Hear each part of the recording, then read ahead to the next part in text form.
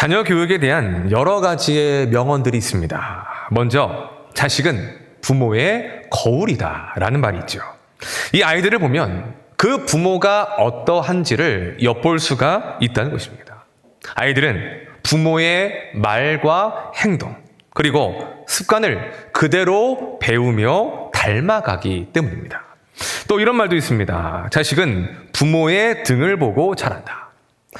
자녀는 부모의 말이나 가르침보다는 이 부모의 실제적인 행동과 삶을 보고 배운다는 것입니다. 그래서 가르치지 않았어도, 가르치지 않은 말이라 할지라도 자녀들은 엄마 아빠가 행하는 그 모습을 그대로 보고 그대로 따라 한다는 것이죠. 그렇기에 가르침대로 살아가는 부모의 본이 되는 삶이 중요하다라는 그러한 의미의 말입니다. 자, 이 두 가지의 말이 가지는 교훈은 동일합니다. 자녀들은 부모가 보여주는 삶의 모습을 그대로 보고 배운다는 것입니다. 그렇기에 좋은 말, 좋은 가르침을 주는 것도 중요하지만 무엇보다 중요한 것은 가르치는 대로 살아가는 삶의 본을 부모가 보여주어야 한다는 것이죠. 그런 관점에서 교육 전문가들은 이렇게 말합니다. 교육은 말로 가르치는 것이 아니라 보여주는 것이다. 말로써 가르치는 것이 아니라 직접 삶으로 보여줄 때에 그것이 아이들에게 습득되고 각인되는 참된 가르침이 될 수가 있다는 것입니다. 신앙도 그렇습니다. 부모가 무언가를 가르치고 성경을 봐라, 교회를 가라 이런 말들도 중요합니다. 그러나 무엇보다 중요한 것은 아이들 앞에서 예배하는 모습을 보여주고 말씀대로 살아가는 모습을 보여주고 하나님 앞에서 간절하게 기도하는 그 모습을 보여줄 때에 자녀들이 그 부모의 믿음과 신앙을 본받을 수가 있게 된다는 것입니다. 곧 우리의 삶이 우리의 자녀들을 향한 그러한 가르침이 되어야 한다는 것이죠. 성도인 우리에게는 위대한 스승이자 선생님이 계십니다. 바로 예수 그리스도이십니다. 예수님을 이렇게 표현하는 이유는 예수님의 가르침이 말뿐인 가르침이 아니라 직접 자신의 삶으로 보여주셨기 때문입니다. 요한복음 1장 14절을 보면 이렇게 말씀합니다. 말씀이 육신이 되어 우리 가운데 거하시매. 요한은 예수님을 이렇게 표현합니다. 말씀이 육신이 되셨다. 여기에는 두 가지의 의미가 있습니다. 먼저는 예수님께서 말씀 자체이신 하나님이시다라는 것입니다. 그 하나님께서 우리를 구원하기 위하여 우리와 같은 육신을 입고 이 땅에 내려오셨다라는 것을 증거하는 것입니다. 그리고 또 한 가지는 예수님께서 말씀대로 사는 삶의 본을 보여주셨다는 것입니다. 사도 요한은 예수님의 제자였습니다. 예수님을 가장 가까이에서 보았고 그리고 가장 오래도록 보았던 사람이었습니다. 그런 그에게 예수님은 어떤 분이셨느냐? 기록된 말씀대로 사시는 분이셨다는 것입니다. 또 말씀하시고 가르치신 대로 자신의 삶을 통해 그 본을 보여주신 분이셨다는 것입니다. 한마디로 하나님의 말씀을 예수님께서는 자신의 삶으로 나타내 보여주시는 그와 같은 삶을 사셨다는 것입니다. 그래서 요한은 예수님을 말씀이 육신이 되었다라고 표현하고 있는 것입니다. 그렇게 예수님은 모든 성도에게 본이 되시고 모델이 되시는 스승이자 선생님이 되신다라고 말할 수 있는 것입니다. 그런 의미의 성도는 누구를 닮고 누구처럼 살면 되는 것일까요? 바로 예수님이십니다. 어떤 믿음으로 살아야 될 것이냐? 믿음으로 산다는 것이 무엇이냐? 복잡하게 생각할 것 없이 예수님께서 성경을 통하여 우리에게 보여주신 대로 예수님처럼 생각하고 예수님처럼 말하고 예수님처럼 살아간다면 바로 그것이 우리에게 정답이 된다는 것입니다. 오늘 본문을 통해 우리는 예수님처럼 살아가는 한 사람을 마주하게 됩니다. 그는 바로 사도 바울입니다. 왜 그렇게 말할 수 있느냐? 사도 바울 역시 자신이 전하는 말씀 그대로 자신의 삶으로 행하는 삶을 살았기 때문입니다. 오늘의 말씀을 통해 사도 바울이 자신의 삶을 통하여 전하고자 했던 그 메시지의 내용이 무엇인지를 살펴보며 우리의 신앙생활을 돌아볼 수 있는 이 시간이 될 수 있기를 예수님의 이름으로 축원합니다. 자, 이제 사도행전 14장의 마지막 장면에 도달했습니다. 13장에서 시작됐던 바울과 바나바의 1차 선교 여행이 이제 막바지에 이르게 된 것입니다. 그 마지막은 더베였고, 더베에서 복음을 전하고 이제는 다시 왔던 길을 돌아서 가는 여정으로 나아가게 됩니다. 자, 지도를 보시면 녹색으로 표시된 길이 있는데 이것은 가는 길입니다. 또 빨간색으로 표시된 것은 돌아오는 길입니다. 가는 여정이나 돌아오는 여정이 거의 비슷합니다. 자, 그런데 여기서 눈여겨볼 것이 있는데 더베 그 도시 오른쪽에 어떠한 도시가 있느냐? 다소라는 도시가 있다는 것입니다. 여러분, 다소가 누구의 고향인지 아십니까? 바로 사도 바울의 고향이었습니다. 그리고 그 다소 옆을 보면 그들을 파송했던 교회 수리아 안디옥이 있는 그 도시가 나오고 있습니다. 이 돌아가는 여정을 생각해 보면 길 그대로 돌아가는 것이 쉬울까요? 아니면 더베에서 다소로에서 안디옥으로 가는 것이 쉽겠습니까? 두 번째 여정이 쉽다는 것입니다. 지도만 봐도 더 가까워 보입니다. 배를 탈 필요도 없고 그냥 걸어서 육지로 다소를 지나 수리아 안디옥으로 향하면 되기 때문입니다. 자, 그런데 그들은 그 쉬운 길이 아닌 다른 길을 택하여 가고 있다는 것입니다. 자, 이제 지도는 그만 띄워주셔도 됩니다. 자, 사람은 처음이고 모를 때는 위험한지 또한 고생길인지 모를 때는 그 길을 갈 수가 있습니다. 그런데 가다 보니까 위험하고 고생길인 것을 압니다. 그러면 갔던 길에서 다시 그 고생길로 돌아가겠습니까? 게다가 어려운 길이 아닌 쉬운 길이 있다는 것도 알고 있습니다. 그러면 어떤 길을 택하겠습니까? 웬만하면 쉬운 길입니다. 굳이 몰라서 고생했던 그 길을 가지 않으려 한다는 것입니다.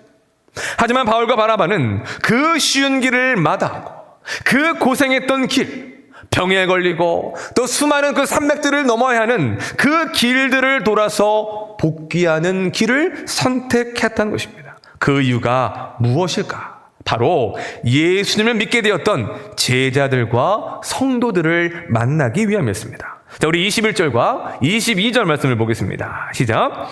복음을 그 성에서 전하여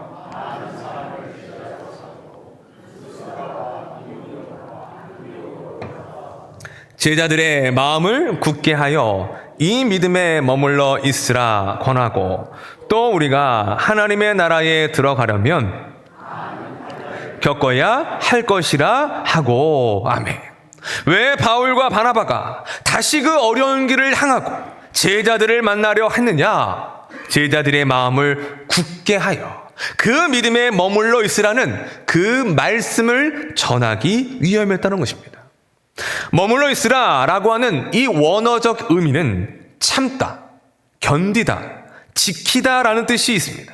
즉 바울은 그들에게 믿음을 지켜야 된다, 어떠한 어려움 속에서도 믿음을 가지고 참고 견뎌야 한다는 그 가르침과 권면을 하기 위하여 굳이 어려운 길을 택하여 그들을 만나려 했다는 것입니다. 자, 그러면 제자들은 무엇으로부터 믿음을 지켜야 하는 것일까요? 그들이 가진 믿음으로 무엇을 참고 무엇을 견뎌야 하는 것일까요?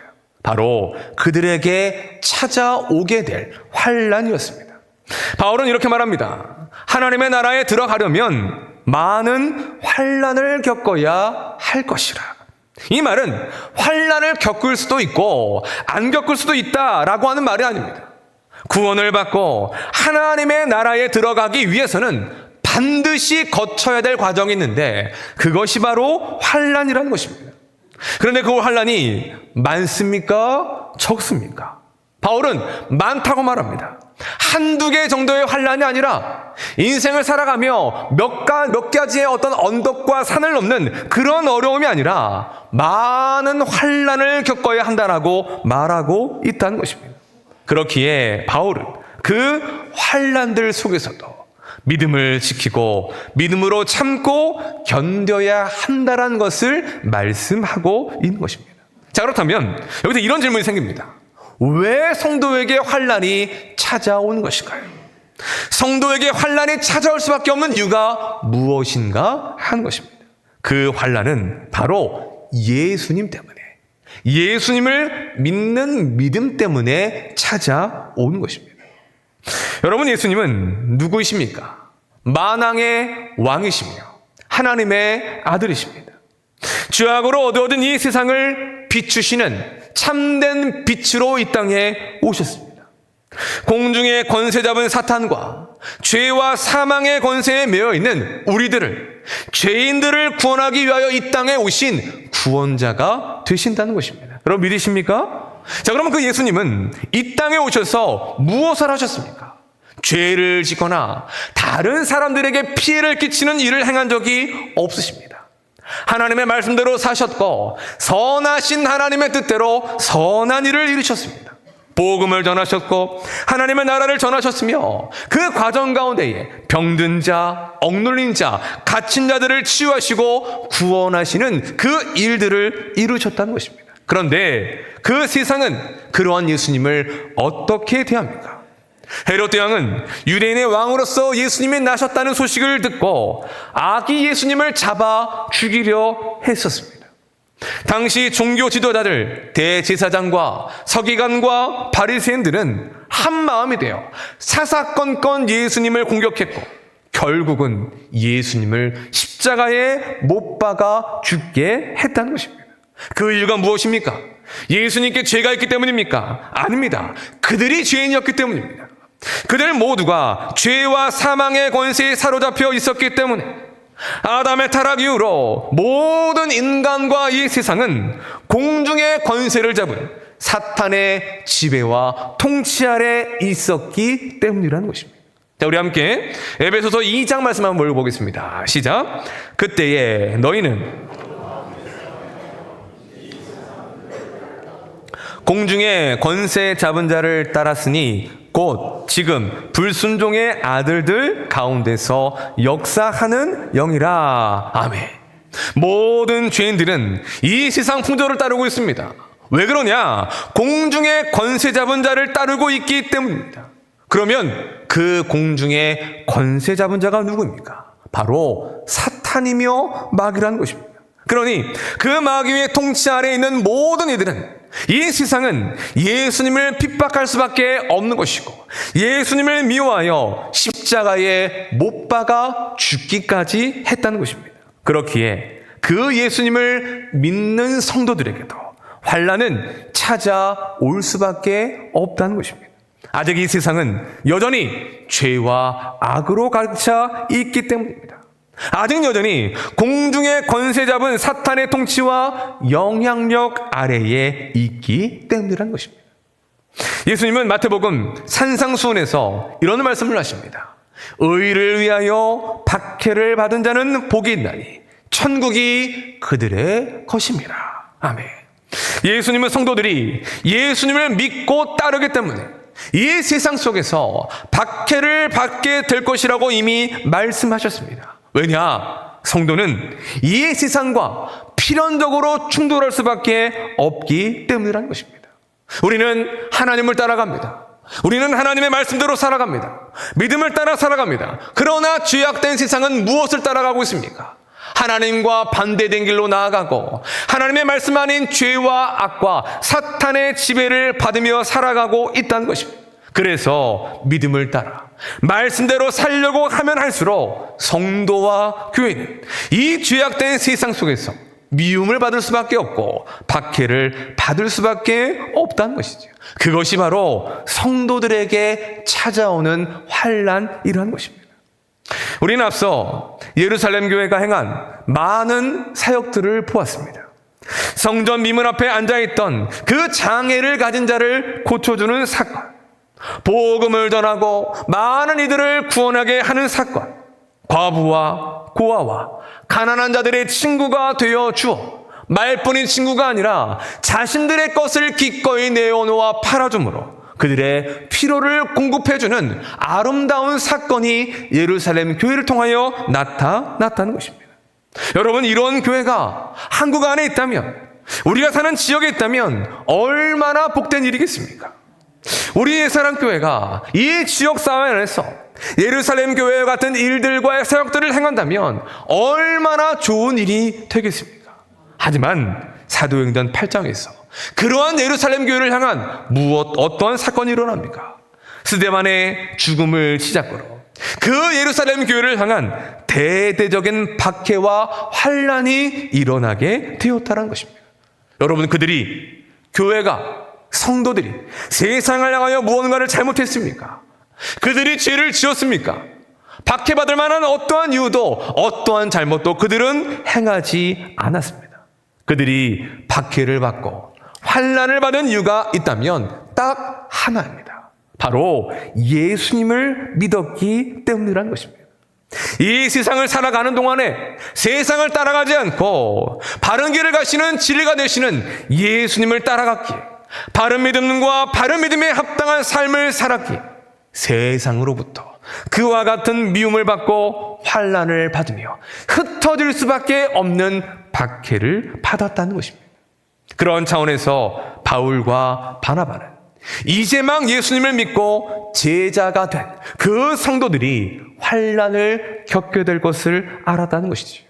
예수를 믿음으로 우리 개인적인 삶 가운데 찾아오는 불편함, 세상의 미움과 박해와 환난이 바로 우리의 삶을 주님께로 향하는 그 믿음의 삶을 살아갈 때에 찾아온다는 것을 알았다는 것입니다. 그래서 그들은 굳이 그 어려운 길을 택하면서까지 제자들을 만나 그 믿음에 머물러 있고 그 믿음을 지켜야 한다라는 말씀을 전하고 있다는 것입니다. 자, 여기서 우리가 주목할 것이 있습니다. 그것은 바로 이러한 바울의 권면이 말뿐인 권면이 아니었다는 것입니다. 그의 삶 전체를 통해서 환난 중에서도 어떻게 믿음을 지켜야 할지를 바울은 자신의 삶을 통하여 생생하게 보여주는 살아있는 권면을 했다는 것입니다. 자, 우리 함께 19절과 20절 말씀을 보겠습니다. 시작. 유대인들이 안디옥과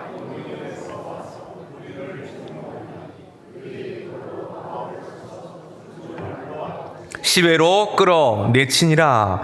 제자들이 둘러섰을 때에 바울이 일어나 이튿날 바나바와 함께 더베로 가서, 아멘. 자, 루스라에서 바울은 충격적인 환난을 겪습니다. 그것은 안디옥 그리고 이고니에서 온 그 유대인들이 루스라에 이르러 수많은 무리들을 선동하여 바울을 돌로 친 사건이었습니다. 여러분, 유대인들이 돌을 들었다는 것이 어떤 의미인지 아십니까? 그냥 내가 이만큼 화가 났다, 겁을 주겠다라는 차원이 아닙니다. 내가 누군가를 화가 나서 반만 죽여놓겠다라고 하는 마음을 가질 때가 있는데 그런 차원도 아닙니다. 정말로 죽여버리겠다라는 의미가 바로 돌을 들었다라고 하는 그 말 속에 담겨진 의미라는 것입니다. 그래서 그들은 루스라의 사람들까지 선동하여 바울을 돌로 쳤습니다. 그냥 아프라고 한 것이 아니라 죽으라고 내친 것입니다. 그리고 결국 바울이 죽은 줄 알고 시외로 끌어내치기까지 했다는 것입니다. 자, 그런데 갑자기 바울이 벌떡 일어납니다. 여기서 일어나라고 하는 단어는 부활을 의미하는 단어입니다. 예수님의 부활을 말할 때에도 같은 단어를 사용했습니다. 무엇을 보여주는 것입니까? 그가 정말로 죽었든지 아니면 죽음 직전까지 갔든지 스스로의 힘으로 일어설 수는 없었지만 부활의 주님께서 다시 바울을 일어나게 하셨고 다시 바울을 살게 하셨다라는 것을 보여주고 있는 것입니다. 중요한 것은 그 다음입니다. 바울이 그 죽음의 위기에서 일어나서 무엇을 하고 있습니까? 다시 루스라 성으로 갑니다. 그리고 최종 목적지인 더베까지 가서 복음을 전하고 있다는 것입니다. 여러분, 바울이 무엇 때문에 죽을 뻔했습니까? 예수님 때문에 죽을 뻔했습니다. 복음을 전하다가 죽을 뻔했습니다. 그런데 죽음에서 다시금 살아나 일어난 바울을 다시금 그 사명을 감당하기 위하여 그 성으로 들어갔고, 그 아픈 상처와 그 모든 흉터를 가지고 다시금 자신이 발반한 그 모든 땅 가운데 복음을 전하는 삶으로 나아가고 있다는 것입니다.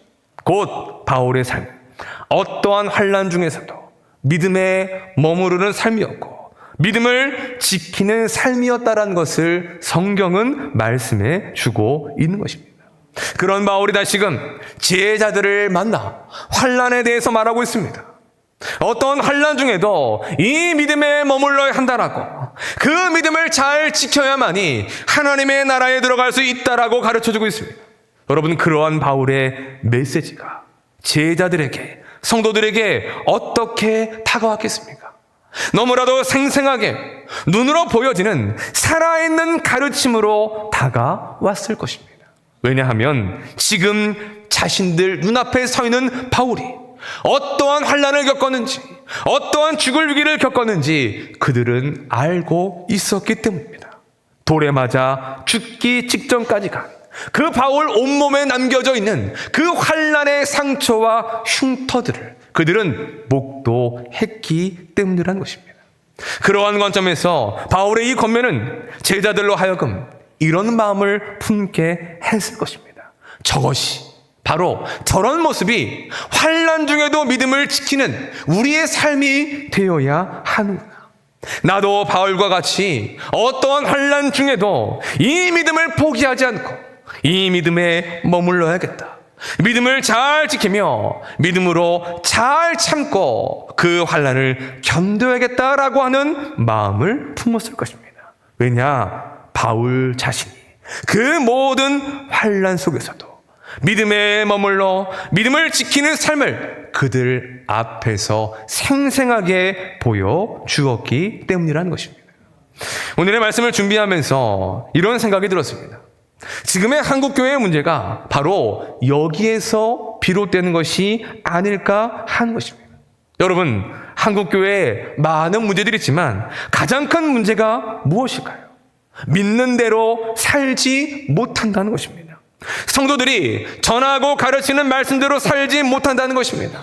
성도들뿐만 아니라 목회자들도 모두가 그와 같은 삶을 살아가고 있다는 것입니다. 여러분, 강단에서 목회자가 성도들에게 이렇게 말씀을 전합니다. 낮아지라. 높은 곳으로 가지 말고 낮은 곳으로 가라라고 말합니다. 그런데 정작 그 말씀을 전하는 목회자는 높은 곳을 향하여 가고 있습니다.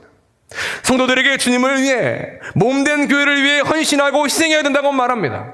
그런데 정작 그 말씀을 전하는 목회자들은 헌신도 희생도 하지 않으려 합니다. 성도들에게 돈과 물질을 섬기지 말라고 말합니다. 그것은 우상 숭배라고 가르칩니다. 그런데 정작 자신이 은퇴할 때에는 더 많은 돈과 물질을 얻어내기 위하여 교회의 분란을 만들어내고 교회의 다툼을 만들어내는 그러한 일들을 행한다는 것입니다. 오늘의 말씀처럼 많은 환난 중에서도 믿음을 잘 지키고 그 믿음에 머물러 있으라고 말하면서도 정작 자신은 환난이 오기 전에 피하고 환난이 오면 교회도 성도들도 내팽겨친 채 도망가 버리는 삶을 살아간다는 것입니다. 그러니 그런 목회자가 가르치는 말씀에 어떠한 능력이 나타날까요? 그러한 목회자들의 설교를 들은 성도들이 과연 그 말씀대로 살아가고자 하는 그러한 삶의 변화가 있을 수 있겠습니까?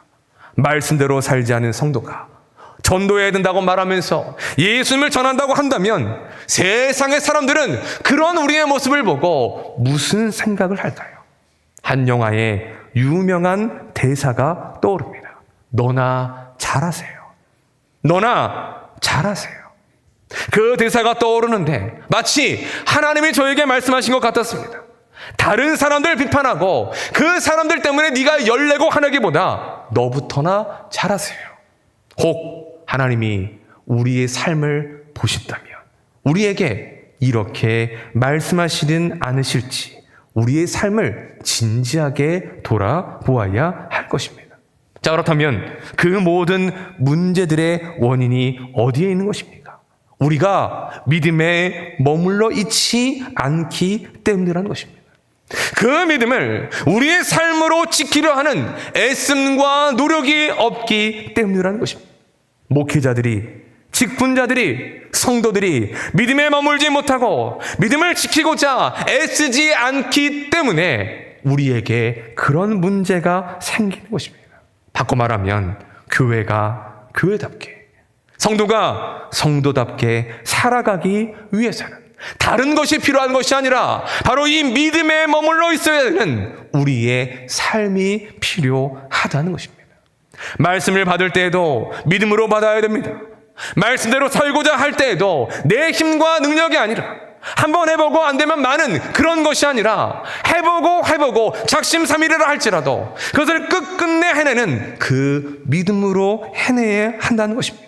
그렇게 믿음에 머물러 믿음을 지키며 살아가는 그들의 삶을 통해 비로소 우리가 전하는 그 하나님의 말씀이 이 세상을 향하여 온전히 전해질 수가 있게 된다는 것입니다. 사랑하는 성도 여러분, 오늘의 말씀을 통해 우리의 삶을 돌아보았으면 좋겠습니다. 과연 우리는 어떠한 모습과 어떠한 태도로 이 세상을 살아가고 있습니까? 사도 바울과 같이 예수님을 믿는 믿음에 머물러 그 믿음을 지키는 삶을 살기 위하여 우리의 일주일의 삶을 몸부림치며 애를 쓰고 있습니까? 우리가 믿고 전해야 될 그 말씀을 우리의 삶으로 보여주는 그와 같은 삶의 모습이 우리에게 있는지 오늘의 말씀을 통해 우리의 신앙생활을 돌아보았으면 좋겠습니다. 바라기는 우리 모두가 어떠한 환난 속에서도 예수님을 믿는 믿음에 머무르는 삶이요, 믿음을 지키며 살아가는 성도들이 되시기를 예수님의 이름으로 축원합니다. 더 나아가 그 믿음이 우리의 삶을 통해 나타나 우리가 전하는 그 말씀이 우리의 삶으로 온전히 증거될 수 있는 우리 모든 삶이 되시기를 예수님의 이름으로 축원합니다. 말씀을 정리하겠습니다. 사랑의 원자탄이라 불리신 손양원 목사님이 계십니다. 큰 사진이 목사님이시고 그 위에가 첫째 아들, 밑에가 둘째 아들입니다.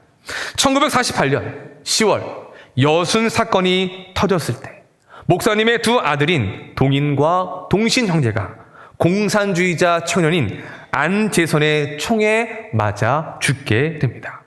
두 아들의 장례식에서 목사님은 우리가 너무나도 잘 알고 있는 10가지의 감사의 제목으로 감사를 하나님 앞에 올리셨는데 그중 7번째가 이런 내용입니다. 제가 읽어드리겠습니다. 내 사랑하는 두 아들을 총살한 원수를 회개시켜 내 아들로 삼고자 하는 사랑의 마음을 주신 하나님께 감사합니다.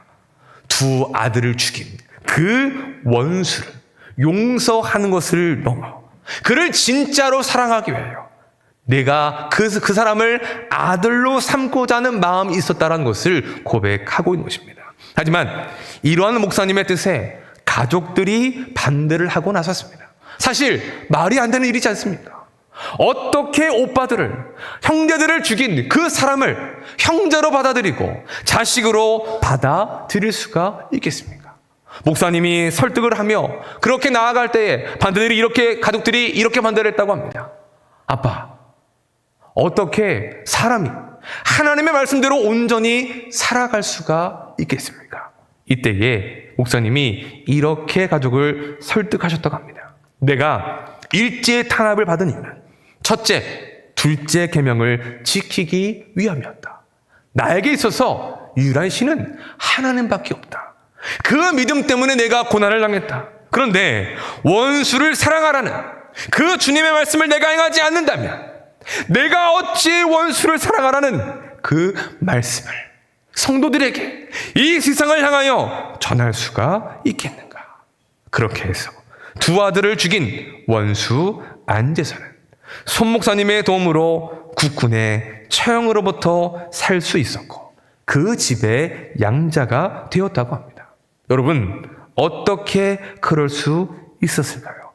손 목사님이 우리와 다른 차원의 사람이기 때문입니까? 그렇지 않습니다. 목사님도 사람입니다. 하지만 그가 그렇게 살 수 있었던 이유는 어떠한 환난 중에서도 예수님을 믿는 그 믿음에 머물러 있었기 때문이라는 것입니다. 믿음으로 참고 믿음으로 견디었고 그 믿음을 지키는 삶을 살고자 애쓰고 몸부림쳤기에 그는 그와 같은 삶을 살아갈 수가 있었다는 것입니다. 그런 손 목사님의 삶 자체가 원수를 사랑하는 주님의 말씀을 강력하고도 온전하게 선포하는 메시지가 될 수 있었다는 것입니다. 사랑하는 여러분, 하나님 우리가 이 시대에 손양원이 되기를, 또한 이 시대에 바울이 되기를 원하십니다. 우리가 믿고 의지하는 예수님처럼 살아가기를 원하십니다. 우리가 믿고 전해야 돼. 그 하나님의 말씀, 단순히 우리의 입술과 우리의 말로만 전해지는 메아리처럼 사라지는 그런 말씀이 아니라 우리의 삶으로 생생하게 전해지기를 하나님은 원하고 계신다는 것입니다. 그러한 삶을 위해서 필요한 것이 무엇입니까? 바로 믿음입니다. 믿음에 머물러 있을 때, 그 믿음을 지킬 때에 우리는 어떠한 환난과 어려움 속에서도 그 믿음을 따라 그 믿음의 삶을 증거하며 살아갈 수가 있게 되는 것입니다. 사랑하는 여러분, 우리 모두가 이 믿음에 머무르는 삶이요, 이 믿음을 지키는 삶이 되시기를 주님의 이름으로 축원합니다. 그리하여 그 믿음으로 하나님의 나라에 넉넉히 들어가는 성도들이요, 그 믿음의 삶을 통해 어떠한 환난 속에서도 우리에게 맡겨주신 그 복음을 우리의 삶으로 온전히 전하고 가르칠 수 있는 신실한 주의 종들이 되시기를 예수 그리스도의 이름으로 간절히 축원합니다. 이 시간 함께 말씀을 생각하며 찬양하고 기도했습니다.